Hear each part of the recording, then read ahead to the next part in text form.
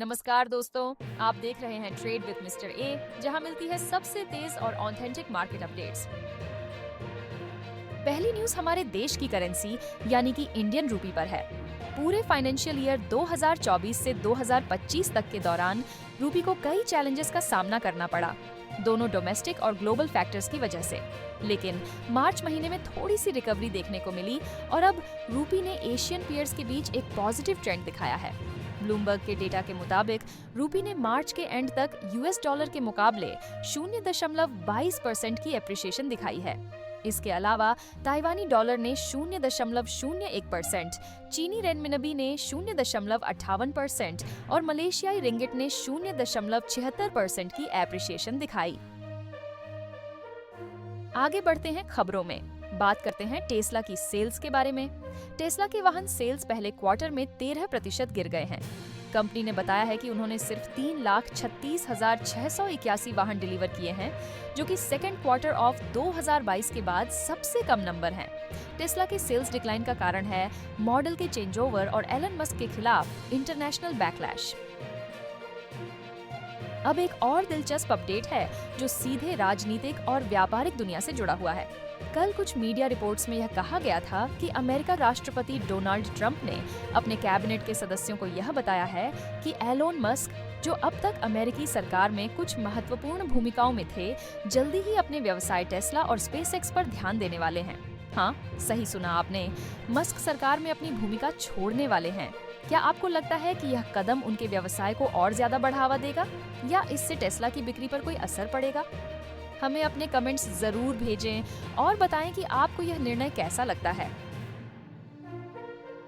अगला अपडेट है securities applicant tribunal SAT के पेंडिंग केस के बारे में।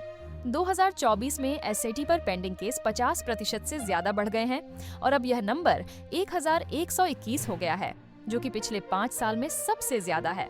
ये एक सीरियस इश्यू है क्योंकि ये केस इन्वेस्टर्स और कंपनियों के लिए काफी इंपॉर्टेंट हो सकते हैं। आगे बढ़ने से पहले अगर आप अभी तक हमारे चैनल को सब्सक्राइब नहीं किए हैं तो जल्दी से सब्सक्राइब कर लें ताकि आप कोई भी अपडेट मिस न करें। कल के स्टॉक मार्केट के परफॉर्मेंस की बात करें तो कल बीएसई सेंसेक्स 593 पॉइंट्स बढ़कर 36,617.44 पर बंद हुआ और एनएसई निफ्टी 50 ने 167 पॉइंट्स की इंक्रीज के साथ 23,332.35 पर अपना दिन बंद किया। और कल के टॉप गेनर्स थे Zomato, Titan company, IndusInd bank, Maruti Suzuki और टेक महिंद्रा। आपके फेवरेट स्टॉक्स कैसे परफॉर्म कर रहे हैं? नीचे कमेंट में बताइए ताकि उस स्टॉक से जुड़ी कोई इंपॉर्टेंट न्यूज हो तो हम अगली खबर में आपके संग उसे जरूर शेयर करेंगे। वहीं गोल्ड प्राइस की बात करें तो इस साल गोल्ड ने काफी अच्छा परफॉर्मेंस दिखाया है। जनवरी से अब तक गोल्ड की प्राइस में लगभग 19% का राइज देखा गया है। लेकिन ट्रेडिंग.com के सीईओ पीटर मैकगायर का कहना है कि गोल्ड प्राइस अब शॉर्ट टर्म पीक के आसपास हो सकते हैं। उन्होंने कहा है कि $3,150 से $3,250 प्रति ऑन्स के बीच गोल्ड के लिए रेसिस्टेंस देखने को मिल सकता है। और अब बात करते हैं इंडसइंड बैंक की, जहां पर कल एक स्पष्टता आई। बैंक ने मीडिया रिपोर्ट्स को खारिज किया है जो यह कह रही थी कि पीडब्ल्यूसी ने अपनी रिपोर्ट बैंक के बोर्ड को सौंप दी है। इंडसइंड बैंक ने कहा है कि उन्होंने अब तक पीडब्ल्यूसी की तरफ से कोई रिपोर्ट प्राप्त नहीं की है। इंडियन बैंक से भी कुछ अच्छी खबरें आ रही हैं। बैंक्स को एक्सपेक्ट किया जा रहा है कि वे फाइनेंशियल ईयर 25 के चौथे क्वार्टर में अपना ट्रेजरी इनकम काफी ज्यादा देखेंगे।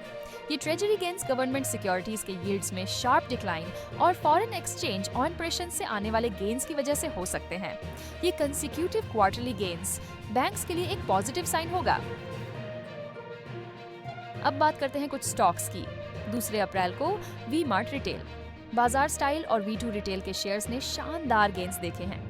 बाजार स्टाइल के शेयर्स में 12% तक का जंप देखा गया, वी मार्ट में 8% का राइज और V2 रिटेल ने भी 5% तक का जंप दिया, जिसकी वजह से स्टॉक अपर सर्किट में चला गया। क्या आपने इन स्टॉक्स को अपने पोर्टफोलियो में ऐड किया है? चलिए अगली खबर पर नजर डालते हैं जो कि भारत इलेक्ट्रॉनिक्स लिमिटेड BEL के बारे में है। आज BEL को एक बड़ी डील मिली है, 593.22 करोड़ का एक कॉन्ट्रैक्ट जो कि भारतीय वायुसेना के लिए है। ये कॉन्ट्रैक्ट आकाश मिसाइल सिस्टम की मेंटेनेंस के लिए है, जो कि BEL ने ही पहले सप्लाई किया था। ये कॉन्ट्रैक्ट BEL के लिए एक मेजर माइलस्टोन है और इससे भारत के डिफेंस इंफ्रास्ट्रक्चर में BEL की महत्वपूर्ण भूमिका और भी बढ़ती है। वही खबर है भारतीय एयरटेल से। आज भारतीय एयरटेल के शेयर्स में 2% का राइज देखा गया है और इसका रीजन है उनका एक्सपेंडेड पार्टनरशिप विद नोकिया। इस पार्टनरशिप के तहत एयरटेल अपने नेटवर्क कैपेबिलिटीज को एनहांस करने के लिए नोकिया के पैकेट कोर अप्लायंसेस और फिक्स्ड वायरलेस एक्सेस सॉल्यूशंस का उपयोग करेगा, जिससे उनके 4G और 5G यूजर बेस को और बेहतर कनेक्टिविटी मिल सकेगी। चलिए, अगला टॉपिक है एक इम्पोर्टेंट पॉलिटिकल अपडेट। वक्फ अमेंडमेंट बिल को लेकर union home minister Amit Shah का स्टेटमेंट। लोकसभा में उन्होंने क्लैरिफाई किया कि नॉन मुस्लिम मेंबर्स को वक्फ बोर्ड और परिषद में एडमिनिस्ट्रेटिव पर्पस के लिए अपॉइंट किया जा सकता है। अमित शाह ने यह भी कहा कि कुछ लोग यह अफवाह फैला रहे हैं कि इस एक्ट का मकसद मुस्लिम कम्युनिटी के धार्मिक प्रैक्टिसेस में दखल देना है, जो कि बिल्कुल गलत है। तो आपका क्या व्यू पॉइंट है? क्या आपको लगता है कि यह अमेंडमेंट सच में माइनॉरिटी को इंटिमिडेट करेगा? अपने विचार हमें कमेंट सेक्शन में बताइए। तो दोस्तों, आज की मार्केट अपडेट यही थी। कैसी लगी आपको ये खबरें? अपनी राय कमेंट सेक्शन में लिखना न भूलिए। और हाँ, अगर आप चाहते हैं कि आपको हर दिन ऐसी ही न्यूज़ मिलती रहे, तो चैनल को सब्सक्राइब कीजिए और बेल आइकन दबा दीजिए ताकि कोई भी अपडेट मिस न हो। मिलेंगे कल नए अपडेट्स के साथ। तब तक के लिए हैप्पी ट्रेडिंग।